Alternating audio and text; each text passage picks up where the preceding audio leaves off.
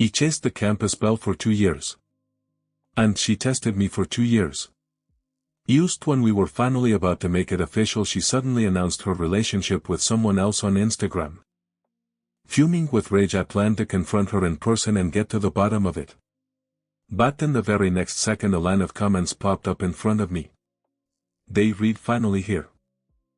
This is the heroine's final test. As long as the male lead passes, what follows will be sweet and spicy couple content."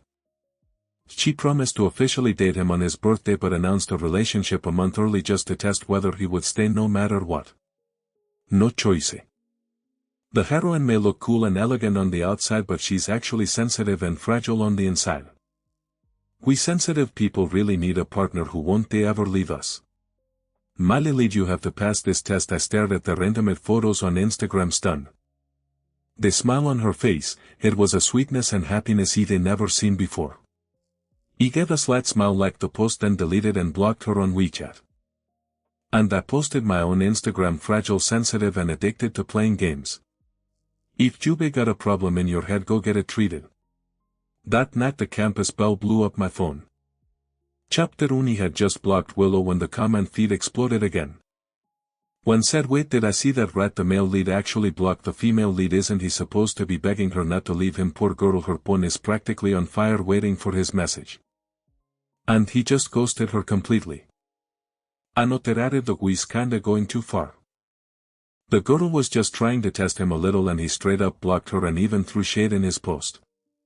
And someone else chimed in, "Right, watch, once he sees her getting lovey-dovey with the other guy, he'll fall back in line." He had no idea how I was seeing these comments. But it wasn't too hard to guess. The male and female lead they were talking about were clearly me and Willow. But seriously, are these comments written by sane people? She was the one who went public with another guy betraying me, and somehow I'm the one who's supposed to go begging her for forgiveness. Yes, I liked Willow. But my sincerity was never something she had the right to test. Just a few days ago I was still eagerly probing her for hints about her likes, trying to figure out the perfect gift for her birthday. One glance at our chat history and it was all green bubbles. Willow barely ever replied. I kept comforting myself, maybe she was just busy, probably hadn't they seen the messages. But looking back now, it's laughable. Maybe she never took me seriously to begin with. My friends always said I was a simp with principles. When I like someone I go all in without holding back. But when I stopped liking them I cut things off clean and sharp without hesitation. By now several friends had already sent me screenshots of Willow's Instagram asking what happened. Some asked what my own post meant, obviously hoping for gossip. I didn't respond to any of them. That Instagram post, they made it impulsively. But now I didn't feel like deleting it. Whatever Willow thinks after seeing it, I don't care anymore. If she's upset she can call the cops. I turned off my phone. And focused on memorizing IELTS vocabulary. Hesitation has never been my style. Too much mental friction and you end up with thyroid nodules. But memorizing more words that might actually help pave the way for my future career. Chapter 2. By the time I came out of the library the sky had already turned dark. I turned my phone back on and dozens of missed calls popped up instantly. All from Willow. This was the first time in 2 years that she had ever taken the initiative to call me. Just as I was about to tap in, her call came through again. I accidentally hit the answer button. A cold calm voice quickly came from the other end. She asked, "You blocked me on WeChat?" I said calmly, "Yeah. You were becoming an asshole, so I deleted you." There was a brief silence. Then she asked with a hint of a raised tone, "What's wrong? Are you mad?" I let out a light chuckle. "How could I be? If you found happiness, I'm happy for you. I wish you both all the best." Just as the words left my mouth I heard something shatter on her end. Willow's voice turned completely cold. She snapped, "George, do you even know what you're saying?" I replied, "I do." Willow, let's not contact each other anymore. I enunciated each word slowly, my voice calm and firm. Willow was silent for a long time. After a while she spoke, her tone unreadable. "George, you're just like the rest of them." She hung up. But the comment feed instantly exploded again.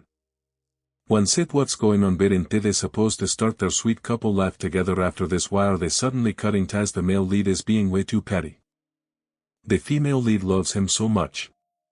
Can't he just let her win a little? Another chimed in. Exactly. If it were me and I had such a fragile sensitive beauty, they love her no matter how dramatic she got. But someone else countered, am I the only one who thinks the female lead went too far in a relationship? Trust is everything. Testing the guy like this isn't okay. Then came a rebuttal, you don't get it. She turned out this way because her parents divorced when she was young. The male lead sold by giving her more love and support. As I walked back to the dorm I still couldn't shake off the bitterness in my chest. After all, when you truly love someone, how could it not hurt? And what those comments said about Willow's parents, they actually heard about it a year ago from her brother. That was why they tolerated so much from her for so long. But the truth is, you should never try to save someone. You can't pull them out of the abyss, you'll only end up being dragged into it with them. And as for what the comments said about Willow loving me, I never felt that. Not once. If she loved me, she wouldn't have ignored nearly all my messages for 2 whole years. She wouldn't have repeatedly forgotten our plans, leaving me to wait outside the cinema in the snow for 3 hours. She wouldn't have stayed silent when classmates mocked me, saying I was delusional for chasing her, like a toad wanting to eat swan meat. Most of what I remember is her consistent indifference. True departure never happens in an instant. It's when every last bit of hope has been worn away. Maybe after making peace this time I could really be with Willow. But once suspicion arises, there will never be peace. I don't want to spend my future days constantly explaining and proving myself. Chapter 3. The next day I went to class for a general course. Makoto, a rich kid, happened to be surrounded by a few classmates, all flattering him. It was the same Makoto that Willow had announced as her boyfriend online, so naturally he became the center of attention. Many people started asking him questions about him and Willow. As soon as I walked into the classroom, the previously cheerful atmosphere fell silent. Everyone turned to look at me, some eyes were mocking and provocative, others were sympathetic. I pretended not to see any of it. After I sat down I heard someone sneer behind me. Someone said I thought a certain clown would be had a mental breakdown last night and wouldn't they dare show up today. Didn't they expect his skin to still be this thick? He turned around and said, interesting. Why do you assume I'd break down? Don't tell me you're the one who likes Willow and cried yourself to sleep last night under the covers. His body froze. He glanced nervously at Makoto and stammered, don't talk nonsense. Do you think everyone's as shameless as you? I laughed. At least I'm not a coward. When I like someone I pursue them openly. You on the other hand don't even dare admit your feelings. You, he was so choked up he couldn't respond, just pointed at me furiously with his finger. Makoto frowned. That's enough. I love you, stop. I glanced disdainfully at the guy, then walked over to my seat. I smiled and said, George I don't care what happened between you and Willow in the past. But she's my girlfriend now. I hope you'll stop clinging to her. Can we agree on that? Makoto sounded all righteous and noble. It sparked a wave of speculation among the classmates. Someone said, clinging, is he saying Someone's been bothering Willow even though she already has a boyfriend? That's beyond creepy. Another added, who knows? It chased after Liu, the other campus belle, like crazy before. Wouldn't it be surprising if he's the type to obsess and pester? Honestly, guys like that deserve to get beat up. The murmurs around me grew louder. I looked up at Makoto and said, Ibe never approached Willow again after you two got together. Makoto nodded quickly, yes, you haven't. As long as you don't keep harassing my girlfriend I can pretend nothing happened before. Otherwise. The comments started popping up again. Makoto is such a jerk. Can the male lead just slap him already? Honestly, compared to the side guy the male lead seems much more decent, at least is upfront about everything. Chapter 4. Makoto's words sounded like he was trying to clear my name, but he was just a sentence away from outright accusing me of trying to steal his girlfriend. Just moments ago some classmates had still shown a bit of sympathy toward me, but now their eyes were filled with disdain. He knew nothing I said would help at this point. He was even considering fully embracing the bad guy role and just decking Makoto in the face right there. But then I heard footsteps at the door. Willow walked in. I'd almost forgotten we had signed up for this general class together back when I still wanted to take courses with her. She looked worn out, her reddened eyes fixed on me. He looked back at her. He thought that at the very least she would speak up and clarify the truth. But Willow said nothing. The comment feed couldn't stay Kamea, the destined couple is really the sweetest, even just looking at each other is giving me diabetes. Mali lead go apologize to her, just say sorry and she'll definitely dump the side guy and publicly declare says your girlfriend. I'm really starting to hate the male lead. She didn't sleep all night and says falling apart. Can't he just be more generous and apologize first? Wait, what, this comment section is wild. The girl betrayed the guy and now y'all want him to be the bigger person. Is this misandrist drama disguised as female empowerment? In the end I said nothing. I lowered my eyes and quietly packed up my things. Willow seemed to let out a soft scoff as she walked past my desk and sat down right next to Makoto. That single action completely confirmed what Makoto had said. Makoto gave me a smug glance, then immediately slung an arm around Willow's shoulders. And Willow didn't push him away. Used like that, the rumor that I was harassing someone else's girlfriend spread faster than wildfire across campus, even made it onto the school forum. When I walked through the halls I could feel the occasional finger pointing and whispering. Even for major class group projects no one wanted to partner up with me. Still I stayed focused on my own work. If no one would do the group project with me, they'd do it alone. After all, these group assignments usually ended up being solo efforts anyway. Chapter 5. Over the weekend I went home for dinner. My parents brought up the topic of moving their business overseas. They had mentioned it before, even saying they wanted to take me abroad for further studies. But back then I turned them down because of Willow. Now thinking about how things are at school, even if I can pretend not to care given the choice, no one wants to be the target of public ridicule. So I told my parents I'm willing to study abroad. The moment they heard that, they were overjoyed. After all, they were about to explore an overseas market. If it went well they might settle abroad permanently. Naturally they didn't want to be separated from their son. But when they brought up the departure date, my hand holding the chopsticks paused. It was Willow's birthday. My parents noticed my expression and asked if the date needed to be changed. I shook my head with a smile. No need. This day works just fine. Chapter 6. Back at school I prepared to hand in my completed study abroad application to my advisor. Just as I stepped out of the dorm I ran into Willow. Lately they've been seeing her a lot, because Makoto lived in this building too. The two of them were practically glued together, going to class, eating, taking walks. It was as if that cold distant persona she had only ever applied to me. Her lashes lifted slightly and she gave me a cold look as if waiting for me to speak to her like I used to. I ignored her and was about to leave. But in the next second she grabbed the cuff of my sleeve. Her eyes locked onto the word study abroad on my application form. Her voice trembled slightly. "That's that in your hand?" I frowned. "Can't you read?" Willow bit her lip. "You're going abroad." I wasn't in the mood for small talk. My advisor would be off in 30 minutes, so I grabbed her wrist trying to pry her hand off my sleeve.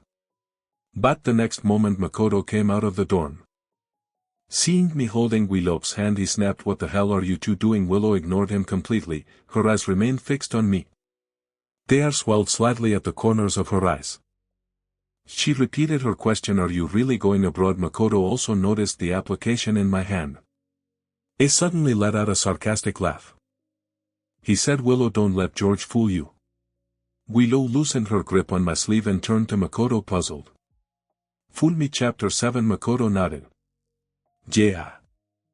Our department did have one study abroad slot, but the advisor already gave it to the top student. The form George has, it's from last month." Hearing that, Willow let go of my sleeve completely, the tension in her face finally easing. He glanced down at the sleeves she'd yanked out of shape, even the stitching on the cuff had come undone. Willow had always been like this. The moment her emotions got stirred up she would lose all sense and act out without restraint. He met her eyes. She let out a cold snort and said, George, is this the only way you can get my attention now? Honestly, I just wanted to slap her and tell her to quit the drama. If she hadn't stopped me, they'd already be in that source office by now. She kept going. Or maybe, you realized you still can't forget me and you're hoping I'll give you another chance. That last sentence, she said it quietly with a rare softness in her voice. The comment feed buzzed mildly. Led, your girl is throwing you a bone here, take it. Guilop's never been one to budge and now she's literally handing you an out. Don't be dumb. Poor Gil's been thinking about the male lead for days. She came here just to see him. If she doesn't get her pride out of the way, she's gonna lose it. He looked at the comments, then at Makoto's smug smile. I suddenly let out a laugh and met Guilop's gaze. He said, Willow, do you really think I'd chase you forever and keep being your simp? Her expression froze. He stopped looking at either of them and walked away. The advisor would be leaving soon. He had to hurry. Makoto wasn't wrong, our department really did only have one official slot for studying abroad. But mine didn't they come from the department. Chapter 8. After handing the application form to my advisor, I went back to focusing on my own things. That evening, while I was working on a group assignment in the dorm, I suddenly received a few photos on my phone. They were from Makoto, intimate pictures of him and Willow in a private booth at a club. That's when I remembered they only blocked Willow. He forgot to block him. In the photos, Guilop's face was flushed, her eyes dazed, and she was leaning happily against Makoto's chest. He only opened one photo, then blocked Makoto immediately. But the comment feed couldn't stay calm. George, don't fall for the side guy's tricks. I sent those on purpose to mess with you. Exactly. The girl was just upset over what you said this morning and went drinking. She only got taken advantage of because she got drunk. Makoto just tried to kiss her earlier, but she pushed him away. Sis a good girl, sis literally calling your name even now. Reading those comments, I couldn't help but let out a scoff. Maybe my definition of a good girl was just different from the comment sections. To me, no matter the situation, a good girl would never test a man's love by drinking at a bar in the middle of the night with another guy who obviously likes her. I suddenly realized, now that eBay stopped being a simp, Willow not only lost her goldies glow in my eyes, she even started to show flaws I couldn't stand. It felt like she was slowly rotting in my memory. Chapter 9. In the days that followed, I still saw Willow and Makoto around often. But I treated them like strangers. Sometimes I heard Willow call my name from behind me, but I always pretended not to hear. Classmates said their relationship wasn't as perfect as Makoto made it out to be. There were times people spotted them where Makoto would be calling Willow from behind, but she'd just walk ahead without even turning her head. He had no interest in their drama. He thought that as long as I stayed away, I could peacefully wait for the day they go abroad. But today, while I was organizing my notes in the library, someone suddenly placed a breakfast box in front of me. He looked up and met Guilop's awkward gaze. She turned her face away and huffed, I accidentally bought too much. It'd be a waste not to eat it. So here, you take it. He looked at the breakfast, 2 boiled eggs and a basket of soup dumplings. It was the same breakfast I used to bring her all the time. There was a time I genuinely wished that one day my efforts would be reciprocated. But now I no longer needed that. He tossed the food back toward her. EBay already eaten. Willow, didn't they take it? She frowned and snapped, ungrateful. Much fine, if you don't want it, throw it away. Without hesitation, I picked up the food and tossed it straight into the trash. Willow froze. Her face turned cold. She gritted her teeth and said, George, you've really grown a backbone. From now on, no matter how much you beg me, I'll never give you anything again. With that she stormed off, revealing Makoto, who had been standing a short distance behind her. He glared at me and shouted, George, the first fucking warned you already, why are you still harassing my girlfriend? I looked around. We were in the library. People were already annoyed at the noise. He had no interest in getting tangled up with him. He just said, go get your head checked. He thought he was going to hit me. But instead he just snarled, I won't let you off that easily. And then left. Finally, peace. The comment feed chimed in. Makoto's look just now was kinda creepy. Is not planning something shady, is he right? In the original story the male lead already made up with the female lead by now. This never happened. We don't know what's coming next. If something bad happens it's on the male lead. Isolde B just apologized earlier and avoided all this. Serves him right. I closed my eyes and rubbed my brow. Honestly, even I could tell just now that something was off about Makoto. But even if I was worried there was nothing I could do. We can only block soldiers with generals and stop water with earth. He just didn't they expect the soldiers and water to come so soon. Chapter 10. He had just arrived in the classroom and set down my things when I saw Willow pushing Makoto in a wheelchair. Makoto's leg was in a cast. Our classmates quickly gathered around showing concern. They asked what had happened. Makoto, his face bruised and swollen, his voice hoarse, recounted how he had been beaten and had his leg broken the night before. It had been locked in a bathroom all night, barely making it out alive. Seeing the state he was in, everyone around grew furious. How could anyone do something like that? Did you see who it was? That's just vicious. This kind of person needs to be reported to the police and arrested. But Makoto slowly turned his eyes toward me. The others followed his gaze. He had a bad feeling. Sure enough, Willow stepped up to me, looking at me with sadness and disappointment in her eyes.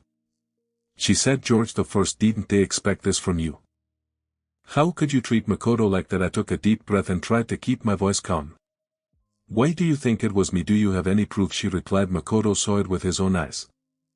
What more proof do you need? Willow looked at me with a face full of frustration, like I had let her down. The others joined in speaking up for Makoto. Exactly, Makoto saw it himself. Do you think he would go so far as to break his own leg just to frame you? I was wondering who was that despicable. It's you. Someone else chimed in. You must be been jealous of Makoto being with Willow. You pretended not to care before, but now we see how much venom you were hiding. If you got guts, compete openly. Playing dirty behind people's backs, what kind of man are you? Another added. This loser couldn't they win anything? He stalked the school beauty for 2 years, and when she got a boyfriend he kept pestering her. You totally ignored him. If I were him I wouldn't they even show my face in public. The voices around me grew more and more vicious. Even the live stream comments were boiling over. It's obvious the side character locked himself in the bathroom. Is making up lies because there is no surveillance in there to catch him.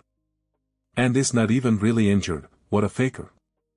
Chapter 11. He looked coldly at Makoto and asked, you just said I locked you in the restroom at 8 de la noche last night, right? Makoto rubbed his temples and avoided my eyes. Yes. Willow stepped protectively in front of Makoto as if afraid they hurt him. She looked at me indignantly. George, what's the point of these questions now? The facts speak for themselves. Don't even try to deny it. He looked down at Willow, my expression calm. Then let's call the police. Let them investigate. Makoto's face turned pale at the mention of the police. Even Willow hesitated for a moment before saying, we all know calling the police won't be good for you. Makoto is very forgiving. If you apologize and take care of him until his leg heals, just serve him tea and help him out, that'll be enough. Upon hearing that, the classmates around started commenting how generous Makoto was and that I didn't deserve to be let off so easily. He just sneered.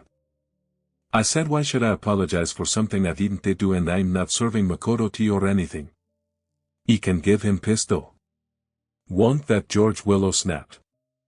You broke Makoto's leg and you're still being arrogant. Don't go too far. This is already his last chance for you. More comments popped up. Damn, I really want to jump in and shout. The side character is fucking it is not even hurt. Nothing we can do. His dad's a department head at the hospital and got him a fake diagnosis. As long as he claims he's injured, there is no way for the male lead to prove anything. Another said, goddamn, I can't take it anymore. I want to slap these classmates. Slapped the female lead twice and hit the side character with a full-on demon-slaying combo. He smiled at Willow and said, is that so? Got it? Hearing my words, Everyone's expressions eased. They thought I had given in. Makoto looked at me with a hint of smugness in his eyes. He slowly walked toward him. When I was just a few steps away, I suddenly picked up the chair beside me and swung it hard at him. No one reacted in time. Just as the chair was about to smash into Makoto's head, he suddenly stood up and dodged. Makoto snapped. George, are you insane? Willow gasped. Makoto, your leg. Chapter 12. Yes, just moments ago the same person who claimed he wouldn't be able to walk for 2 months was now briskly dodging my attack like nothing was wrong. He dropped the chair and clapped my hands. Ito, I said, it is a friendly tip. Next time you fake something, go with a concussion. Leg injuries are way too easy to expose. That is if you even get another chance to fake it. Makoto glared at me with clenched teeth. He turned to Willow. Anything else you they like to say? Willow looked at me in disbelief but still refused to back down. Even if Makoto's leg injury was fake, she said, locking him in the bathroom was still your fault. Just as she finished speaking, a gentle voice came from the doorway. George, didn't they lock Makoto in the bathroom? It was Professor Chan from the Foreign Languages Department. He said because George was at my house all night studying for the IELTS exam. There is a surveillance camera in my living room. It can prove everything. The moment he finished speaking, the entire room went silent. Makoto and Willow's faces went pale in an instant. Chapter 13. He called the police, and once they arrived we were summoned to the department head's office. After clarifying the truth of the matter, the officer told me that since their defamation hadn't they caused any real harm to me, the most they could do was detain them for up to 5 days and fine them no more than 500 yuan. He was a bit disappointed. The department head didn't want the situation to escalate further, so he tried to persuade me, as long as you don't press charges you can vent your anger however you like. After all, Willow wasn't even from our department, and in just a few days she was supposed to represent the school in an international competition, a matter of major importance for the child's reputation. He raised an eyebrow. Since I could vent however I liked, I walked straight up to the two of them. Smack, smack, smack, smack. I lifted my hand and gave each of them 2 heavy slaps. He had used all my strength. By the last hit my hand was going numb. Makoto even started bleeding from the corner of his mouth. He tried to fight back but was held down by the department head and a few other teachers. Willow didn't dodge. She just looked at me pitifully, putting on a wide-eyed innocent act, which made me feel absolutely sick. He turned to the others. He said, Officer Ibe, calm down now. He won't pursue the defamation case any further. But they must write a formal handwritten apology and read it aloud over the school broadcast. The department head immediately agreed. The police officer stared at me stunned, as if he couldn't believe I had actually laid hands on them right in front of him. He pointed at Makoto and added, but you better thoroughly investigate that fake medical record. That's no small matter. Some doctor at the hospital definitely abused their authority to help him. The officer's expression turned serious. Don't worry, we'll handle this with the utmost care. Makoto turned pale again. His legs gave out and he collapsed to the ground. I cried, no, I didn't fake the medical record. This has nothing to do with the hospital. But no matter how much Makoto shouted, the police ignored him and took him away on the spot. The livestream comment section lit up, so satisfying. eBay seen way too many male leads who act like simps, finally someone who throws hands instead of words. Love it. Yeah, just thinking about how that side character's dad, the department director, probably won't even be able to keep his job as a doctor later makes me so thrilled I feel like doing a few sets of military boxing. Chapter 14. As I walked out of the department head's office, Willow looked like she had something to say to me. But I ignored her and left directly with Professor Chan. Professor Chan was a close friend of my father's. He had come to return the workbook I had left at his house. In the days that followed I rarely saw Willow again. But I could always feel a pair of eyes watching me from behind. Whenever I turned around there was nothing there. Until the day before I was set to leave the country. He was in a hurry to get home and pack when a slender figure blocked my way at a corner. He looked closely. It was Willow. She turned her face away, not daring to meet my eyes, and said awkwardly, I broke up with Makoto. He was speechless. Who cares? I shot her a glare and moved to walk past her. But Willow quickly stepped in front of me again. She looked up at me and softly asked, tomorrow's my birthday. Will you come? That's when I remembered, My departure day was also Willow's birthday. Not wanting to get entangled with her again, I casually nodded. Oui, je sais. Harías lit up immediately. Then make sure to come early. I prepared a surprise for you.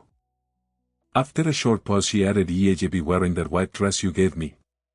Harías turned red as she said that. If this had been before, I probably would be teased her like they found a whole new side of her. But now I didn't have time for her. I left quickly. I still had a lot to pack. If I didn't hurry back, I'd be up all night. Besides, I probably wouldn't have many chances to come back again. Chapter 15. In the airport's departure lounge, Willow had already called me 10 times. My mom glanced at my constantly buzzing phone and couldn't help asking, you sure you don't want to answer? Maybe it's something urgent. I smiled, shook my head, declined the call, turned off my phone and slipped it into my coat pocket. A boarding announcement came over the speakers. My parents and I headed toward the gate together.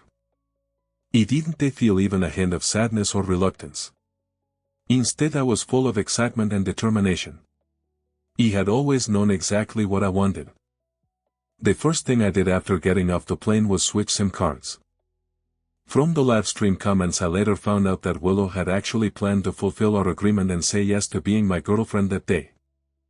According to what they said, she wore that white dress I gave her and even invited many of our classmates and teachers. But when she found out I was leaving the country that day, she took 2 steps back in disbelief, holding onto the table to steady herself. Those 10 or so calls had all come from her during that moment. When she realized I had turned off my phone and couldn't be reached anymore, she finally broke down. She ran out into the rain trying to get to the airport and begged me not to leave. But no taxi would stop for her. Our classmates and teachers tried to remind her that by that time I was already on the plane. In the end, Willow could only cry bitterly in the pouring rain. After that, I stopped keeping up with any news about her. Life abroad was fulfilling.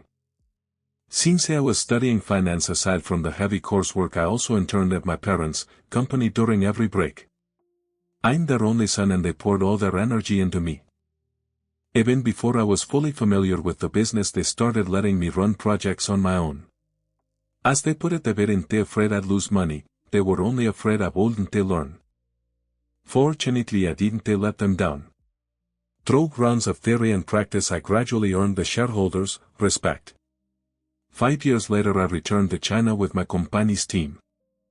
At an expo, I chose to invest in a fashion project that Willow had helped design. Chapter 16. From the moment we met, Willow kept staring at me as if I'd disappear the second she blinked. Her eyes were red and her hand trembled as she shook mine. I smiled casually. It is to a successful partnership. The exhibition was still ongoing. I had just stepped out of the restroom when a figure suddenly threw herself into my arms. Willow buried her face in my chest, her voice choked and full of grievance. I missed you so much, she said. I shoved her straight to the floor and frowned. Are you out of your damn mind? Willow looked at me in disbelief. You hit me, I sneered. Damn right I did. What, do you think I need a reason or timing for it? Willow, you didn't seriously think I still liked you, did you? Maybe my coldness shattered her illusions. She bit her lip, staring at me with unwillingness. If you don't like me, she asked, then why did you invest in my project money? I replied. I looked at Willow with disdain. After all these years, I couldn't believe her mind was still stuck on romance. Throughout the entire expo, her project had clearly been the most profitable. Even though I didn't want to deal with her personally, I wasn't the one in charge of the project's coordination. As long as I didn't want to see her, I wouldn't have to. More importantly, who turns down money? I was about to leave when Willow stopped me again. George, I know I was wrong, she said. What happened back then? Makoto and I were just putting on a show.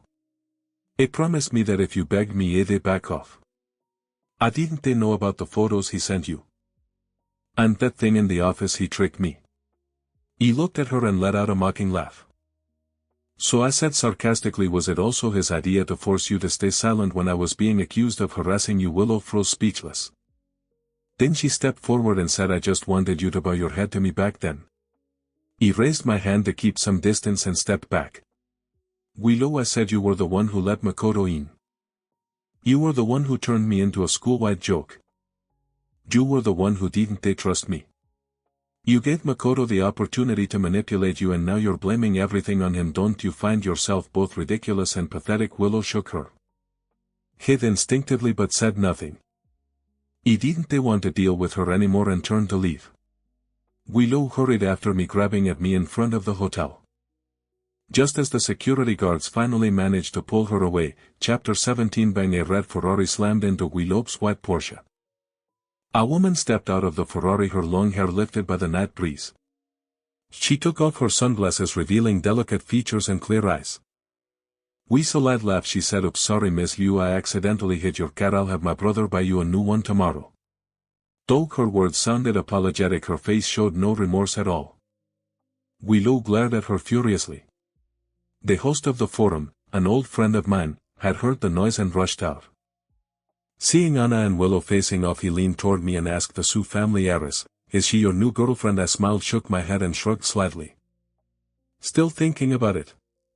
The man couldn't they help but give me a thumbs up. Damn bro. Ni Swan. Chapter 18. The next day all the major front pages were plastered with photos of Willow and Anna facing off at the hotel entrance. When a friend sent me the link, I couldn't they help but laugh. The content was more or less the same across outlets, two women fighting over the chance to become Mrs. One getting into a catfight at the hotel entrance over just a few words. In the comments, netizens all said they loved watching beautiful women go head-to-head like this. Plenty of others commented that I was rich and powerful. No wonder goddesses were throwing themselves at me. Back in school, whenever people talked about me and Willow, they only saw me as the creep harassing her. But now with two women involved, the comment sections only framed it as them being jealous of each other, each trying to get my attention and climb the ladder. So this was the taste of power. The author wasn't lying. In the days that followed, both Willow and Anna would reach out to me on their own. I wasn't interested in either of them and always pretended not to notice. Of course, compared to Willow, I was a bit more polite toward Anna. Today I worked late at the company and didn't they leave until much later than usual. As I stepped into the parking lot, I saw a group of thugs surrounding a woman.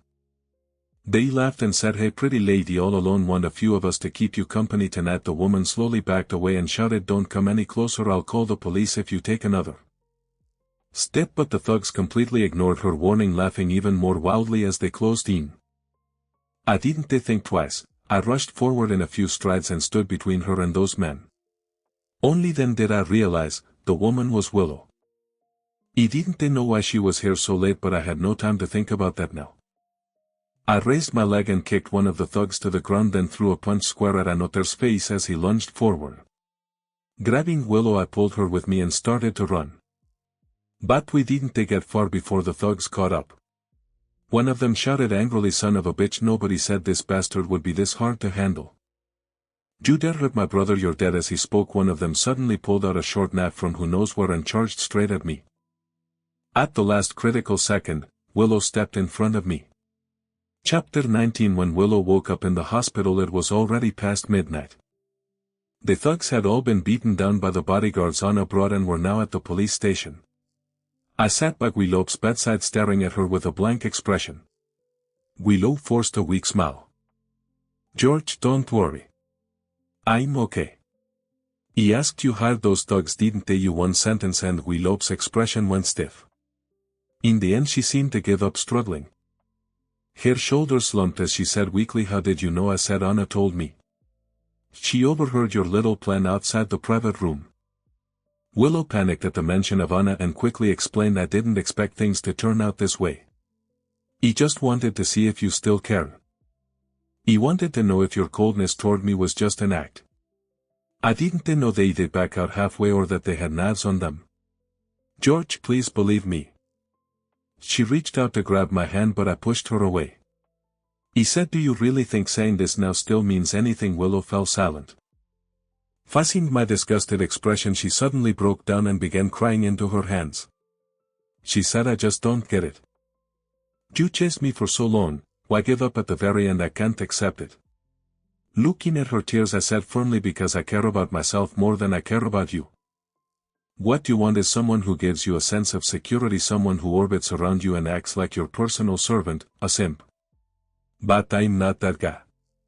We're all living our one and only life. I'm not here to cater to you. Willow shook her head in desperation, trying to deny it. She said, no, it's not like that. He only became like this because of childhood trauma.